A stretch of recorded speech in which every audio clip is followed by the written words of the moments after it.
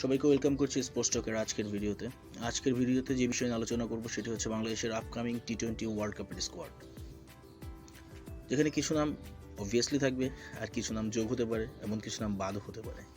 তো চলুন দেখি। ওপেনিং প্লেয়ার হিসেবে আস্থা রাখবে হয়তোবা নির্বাচক প্যানেল এবং আমাদের ম্যানেজমেন্ট, লিটন আর সৌম্যের উপরে। শান্ত রয়েছেন 3 নম্বরে অ্যাজ এ ক্যাপ্টেন হিসেবে, অবভিয়াস তিনি তো থাকবেনই। সাকিব আল হাসান তো automatic choice. Towhid Hridoy, Mahmudullah Riyad, Jaker Ali Anik, Sheikh Mahedi obviously থাকবেন। বাংলাদেশের pace bowling trio Taskin, Shoriful, Mustafiz. তার সাথে ব্যাকআপ ওপেনার হিসেবে তানজিদ তামিম। তার উপরেই স্পটলাইটটা থাকবে সবচেয়ে বেশি।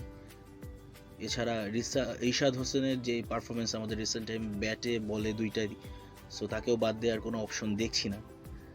সাথে যোগ হতে পারেন রিসেন্টলি কামব্যাক করা সাইফুদ্দিন, ভালো পারফর্ম করছেন, ডিপিএলও ভালো খেলছেন, সো তাকে বাদ দেওয়ারও কোনো যৌক্তিকতা পাওয়া যাচ্ছে না যদি তিনি 100% ফিট থাকেন, অথবা 100% ফিট কথাটি আসলে কেমন হয়ে যায়, সেক্ষেত্রে খেলার জন্য পুরোপুরি সুস্থ থাকলে তিনি এখানে যোগ হবেন।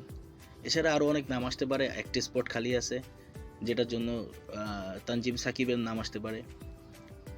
আর কে হতে পারেন সে বিষয়টা আপনারা কমেন্ট করে জানান, আপনাদের কমেন্টের অপেক্ষায়।